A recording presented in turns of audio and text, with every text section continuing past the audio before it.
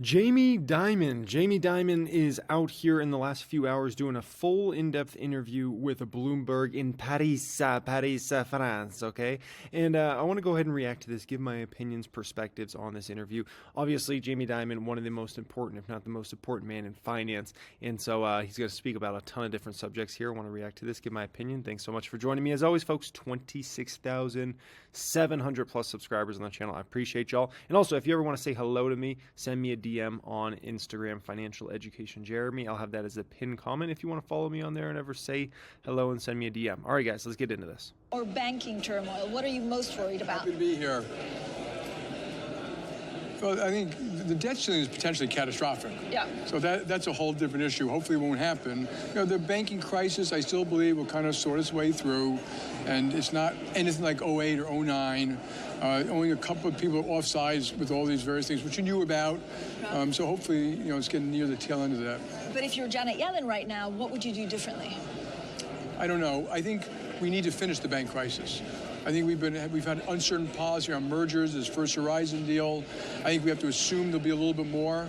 So, you know, whatever the FDIC, the OCC, the Federal Reserve, you know, whatever they need to do to make it better, they should do. Be thoughtful, be very forward-looking, you know, not be surprised constantly, because some of these things have been known about for quite a while. And so we've handled three: SVB, Signature, First Republic, and so. Yeah, are you asking but I think it's very important. The regional banks, who I've been speaking to like every day for the last week, they're quite strong. You know, they're quite worried because of the run on deposits like that. But their financial results are good. Their financial results are going to be good. Okay, next quarter. You know, they're earning money. They got a very good clientele, very diversified, and they're quite strong. But are you asking Jamie for like a comprehensive solution? So if you're asking Janet Yellen to get the job done, what does that look like? That solution? I'm not asking for a comprehensive solution. Why not? Just be prepared for problems. We don't need a comprehensive solution. What do we need right now? Do we need regulators to look at short sellers of banks? Yes. You know, look, my folks would tell me that that's not the problem, the short selling ban. If you actually analyze stocks and short sales, doesn't seem that big a deal. I think they may partially be wrong. Because, as you know, some people are unscrupulous and they use other means to go short. I think that if you look at the detail, the SEC has the enforcement capability to look at what people are doing by name in options, derivatives, short sales, and they should go. If someone's doing anything wrong, people are in collusion, or people going short and then making a tweet, about a bank, they should go after them. And vigorously, and they should be punished to the full extent the law allows it. So, okay, whoa. Hold your dang flippin' flapjack and horsies for just a moment, okay?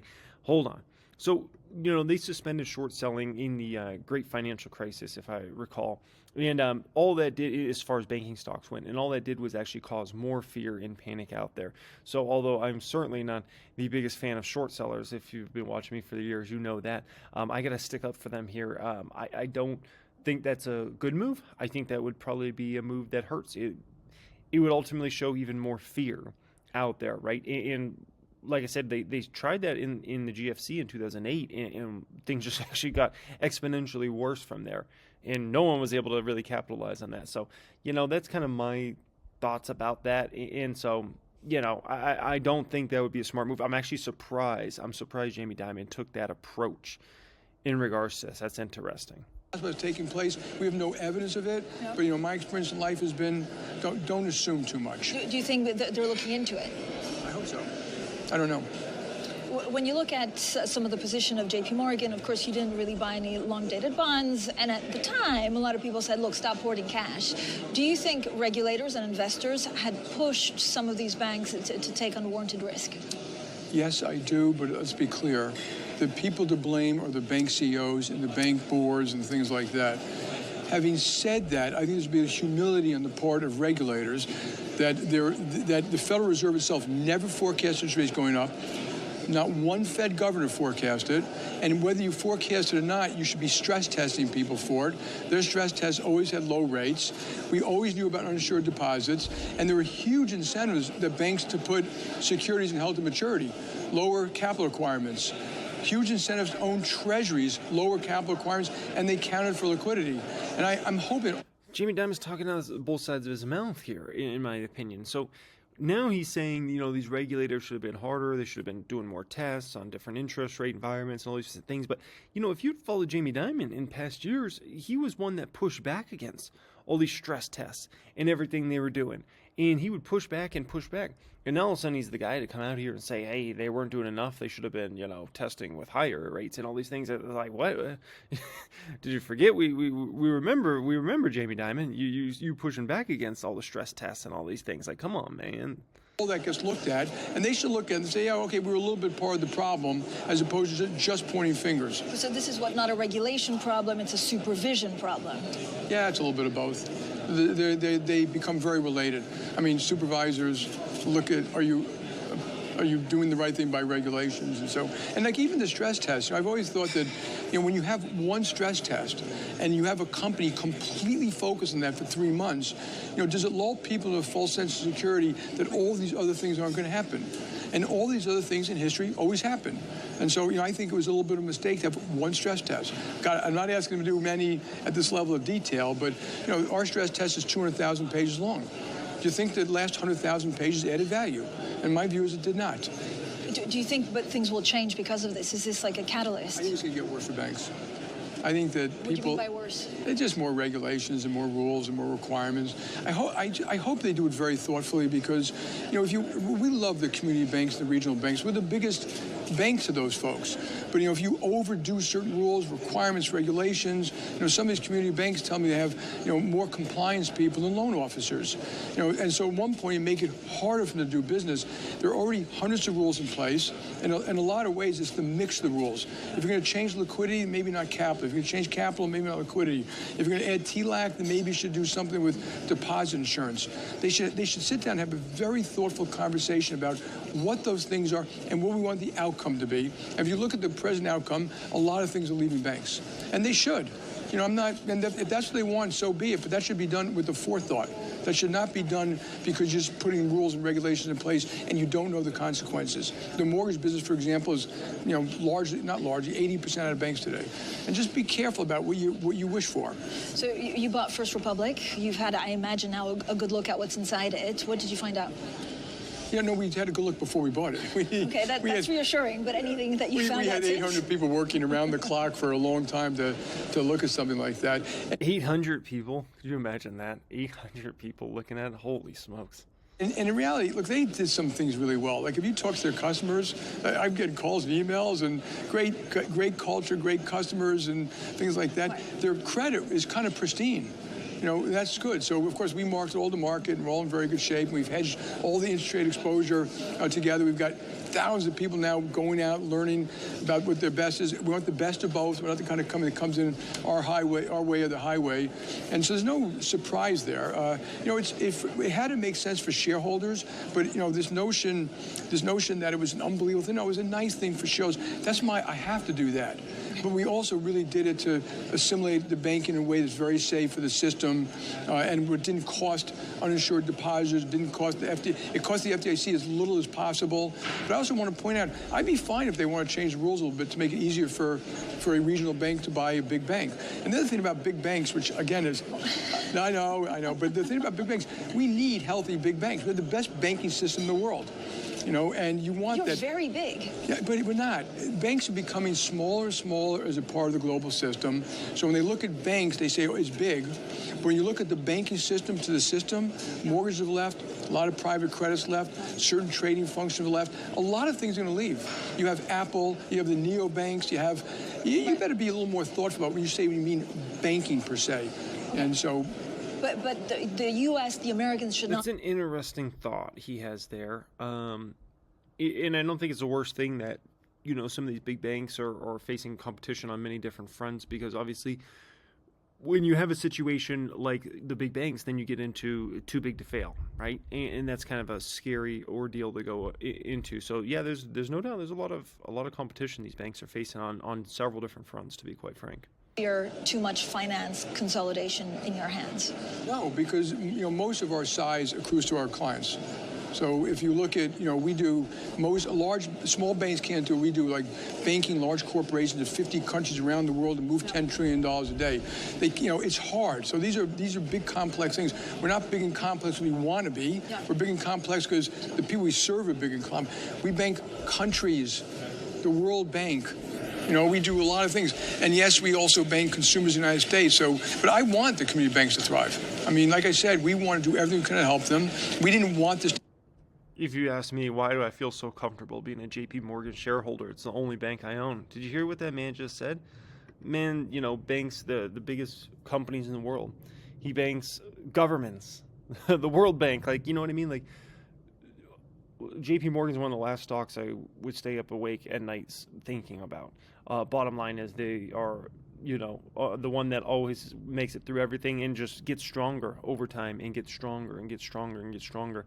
And they're basically almost like a government-backed entity, in my opinion, at least, in kind of my views. And so, I just always feel extremely comfortable. And when you understand, like, who JP Morgan's big, huge customers are, you realize, oh gosh, they're almost like a protected whole other class of a company. We didn't cause it to happen. The second it happened, we knew it was bad for all banks. But are you too big to fail? I don't know what that word means anymore. I mean, we're not going to fail, and I don't know what that means. But we certainly didn't mean it to be an advantage. We've asked all our people when this crisis happened, I don't want anyone soliciting any client or any banker from any bank that's, regional bank or community bank, et cetera. So, is there anything else that you'd be buying? I mean, some of the smaller banks fall, fund. That's it. No. I mean, we're going to have a lot of blowback on having bought this one, but it was the right thing to do, but we'll get the blowback. But again, my job is this. People at this thing, they always look at like the financial deal. Forget the financial deal. 800 people working around the clock. 10,000 people deployed now to consolidate systems, risk, fraud, credit, payments, branches, real estate, vendors, technology. It's a lot of work, and it distracts us from those other things. And so, like I said, we did it. It was marginally beneficial for shareholders. Yeah. It was good for the system, but... I know what Jamie's up to here, okay? So Jamie Dimon, obviously for the people that are in the know, believe this was a sweetheart deal. JP Morgan got here, okay, a sweetheart deal. And so what he's trying to give the illusion to is like, this is so much work. We got so many employees working on this, which is fair. But basically he's trying to downplay how much of a sweetheart deal JP Morgan really got in this situation for First Republic. So that's his little angle here. That's his little play. And it's just funny to watch that kind of play out. And I'm sure, maybe a few people pick up on it, but most people watching this wouldn't really pick up on that. And we have to be prepared for the other side of that mountain. How worried are you about the debt ceiling? So Donald Trump yesterday in a town hall with CNN, A, did not seem too worried, and 2, actually told Republicans to stick to their guns. Well, one more thing he doesn't know very much about. Shots, dang, man. I didn't even know TMan did a town hall yesterday. Holy smokes. Wow.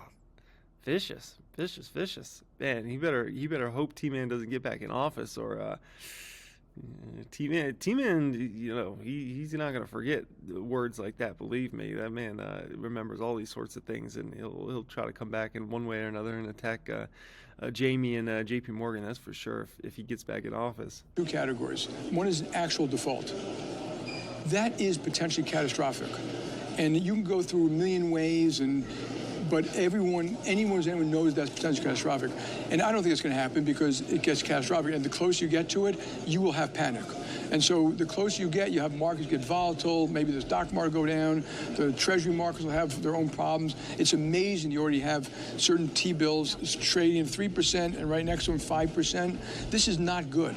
And people should remember the American financial system is the foundation to the global economic system. And the closer we get, more panic. We might get downgraded. The last time we were downgraded, we had like 65 or 70% debt to GDP. Now it's 105. Now our deficits are 2 or 3 times that we had back then. So, we better be very careful. And I wish we didn't get there at all. I'm respectful of both sides who, one side wants to use it to make up for what got jammed down their throats, and I would love to get rid of the debt ceiling thing, but please negotiate a deal. Do you think that it'll be, at the end of the day, the markets that will spur a deal?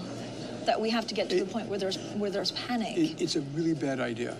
because panic becomes something that is not good, and it could affect other markets around the world. But yes, at the end of the day, if it gets to that panic point, people have to react. And we've seen that before. And the other thing about markets is always remember, panic is the one thing that scares people. Like they take irrational decisions. I remember even in '08, people were selling certain securities at 40% of what they would be worth if we had a Great Depression. But they were like, I want out, I want cash, I'm not betting my family's money on this or my company's money. People will panic, and again, we got to be very careful about getting close to a situation that causes that. Did you get a call from Janet Yellen about this? I'm not going to talk about personal calls I'm getting. We've all spoken about debt ceiling. I mean, everyone, that's everyone. There's no... Well, for big banks, are you ready to, actually, how do you prepare for a possible We have default? a group of people who are very smart, who are looking at, again, it's very unfortunate, it's time-consuming, hopefully it won't happen, but it affects contracts, collateral, clearinghouses, clients. It affects clients differently around the world.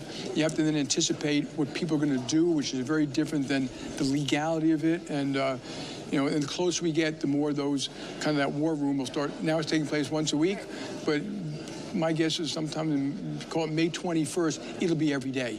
And then it'll be 3 times a day. And then it'll be much more conversation with clients about what they need to do to help get them through it and things like that. It's very unfortunate. It should. You know, my opinion on this whole... Well, let me let him finish his thoughts here, and then I want to talk about panic in the market if you know, this debt ceiling gets closer. Never happened this way. Fortress Diamond is always about the balance sheet. Should there be a special commission looking at, you know, debt? So before we go on here, panic in the markets over this debt ceiling. I don't know, man. I don't really see panic in the market over this debt ceiling thing, even if it does come closer. I think a lot of people are of the view that it's going to get done. You know, it always gets done, and it will get done. And so I don't really think there's going to be a huge panic. If there is, that's great. It would be a great opportunity, and I'll gladly welcome that. But I just don't see it. The market is so desensitized to all these little short-term crap things. Debt ceiling that always gets done and will get done. You know, all this stuff. I mean, you know, when you've been through a once-in-a-100-year pandemic just a couple of years ago, right, 3 years ago, it doesn't get much more extreme than that. Debt ceiling after you have a once-in-a-100-year pandemic where the worldwide economy is all of a sudden closed, it's like child's play. That's nothing. Are you kidding me? Are you kidding me? That's nothing. You know, we've had to deal with, you know, obviously, you know, the first war in Europe since what? World War II? We've had that to deal with recently. Obviously, sky-high inflation that's, you know, went to decades high. That we had to deal with, right? When you just stack up the things we had to deal with, a trade war, we had, you know, people forget about prior to Rona, we had, you know, TMan was in a trade war with other countries that was causing massive dislocation in, you know, how we were going to do business moving forward with other countries and the tariffs and all that stuff. And it was a tick-for-tack war. I mean, those are so much bigger and so much more realistic problems than a debt ceiling. And so that's why, I mean, could the market go down? I hope it does. In the short term, I hope it does. It'd be awesome. And I hope everybody panics and S&P sells off, you know, 15, 20%. That'd be amazing. Just don't see it happening. We've gotten very desensitized to these things, folks. Very, very desensitized. So it takes a lot more than that to get the markets rolling one way or another. In the U.S. that you should run? Oh, God, no. Why not? I don't want to. On China? They went after tech. They're looking now at finance. What kind of message does it tell companies that want to do business there? Well, I think when you say they're looking at finance, it's been very limited. They've been very much more careful about touching the financial system or outsiders. But look, this is a serious subject. And anything that relates to national security, I'm a patriot first, and I'm going to salute my government. So put that aside. What the government should do and wants to do and is now saying they are going to do is have conversations. They're going to be tough, but they should be thoughtful. Certain things are really national security. Certain things are not. You know, and we shouldn't confuse the two. America and China have a lot of common interests: climate, nuclear proliferation, anti-terrorism, global stability. You know, and we have differences. You know, we're capitalists, they're not. You know, and it's okay. We could sort it out, but we need Hey, they're semi-capitalist, okay, when it's convenient. keep the Western alliances together, not just around war and Ukraine, but around strategic economic relationships, including trade.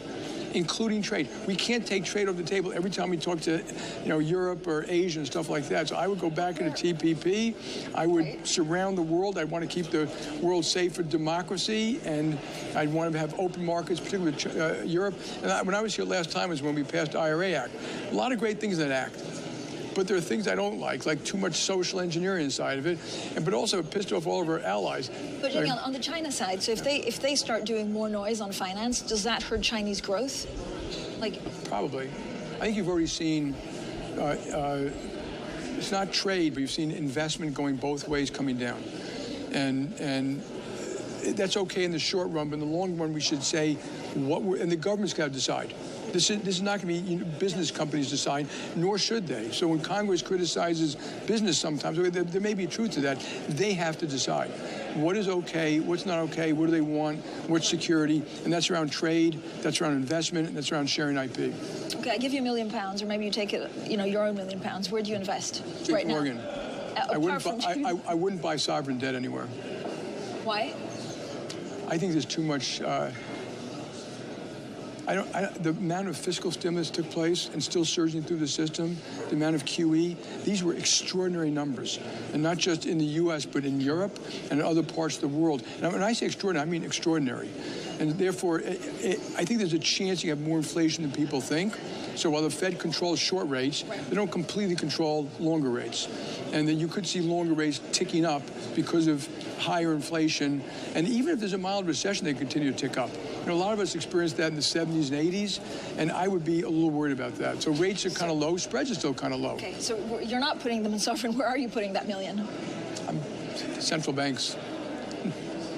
For stability? If you look at fragmentation, I mean, the world seems a little bit odd. Like, equities are doing one thing, but we keep on being told there's a recession. Why is there this massive idiosyncrasy? Okay, that's the contradiction. There's still consumers in America, unemployment is 3.5%. Right. Home prices have gone up for 10 or 15 years. Stock prices have gone up for 10 or 15 years. They have $1 trillion more in their checking accounts. They're spending that money. You see it in travel. You see it in restaurants. You see it in, you've been around here. You see it in hotels. You see it. That's all good. But the excess money is being spent down. So the bite of that is going to happen later this year, early next year. And the bite of QT hasn't happened yet. So if you have higher inflation, so I think it's a reasonable thing to say those things are coming to fruition maybe sometime in the end of the year. Yeah. We don't know the effect of that. If there's I would take a mild recession happily right now. Okay, now we're finally getting into something good here. It took us 22 minutes to get to the really juicy stuff, man. But sometimes you got to wait these things out. You never know when you're going to start getting juicy stuff.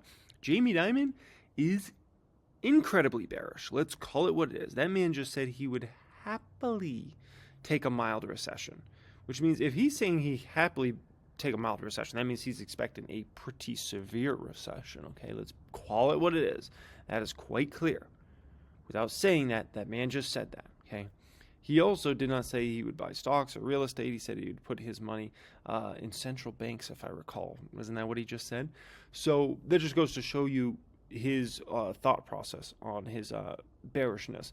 He could say this, he could say that, but the man's ultimately sounds like a bear.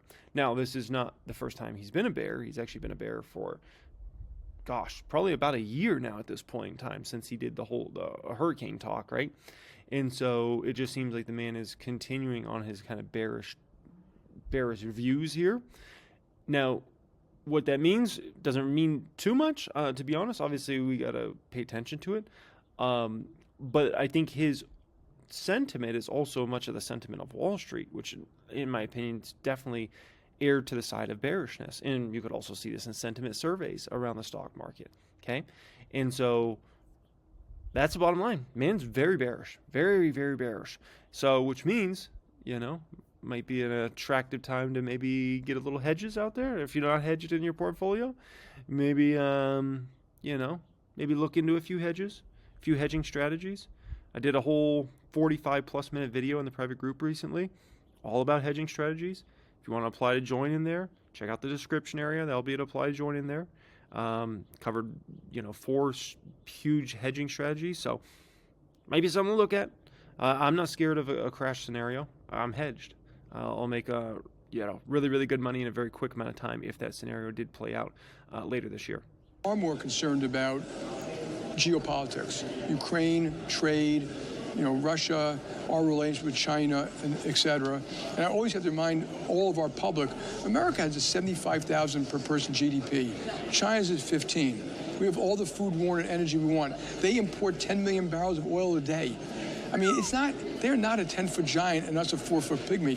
We have to manage ourselves better. I think we can grow more, be more thoughtful. But in the market, so, a lot of people say it's commercial real estate. I mean, we talk about nothing else. Everybody knows that could break. Is there something that we're not... See, if I was an interviewer right there, I would have pushed back right away on Dimon.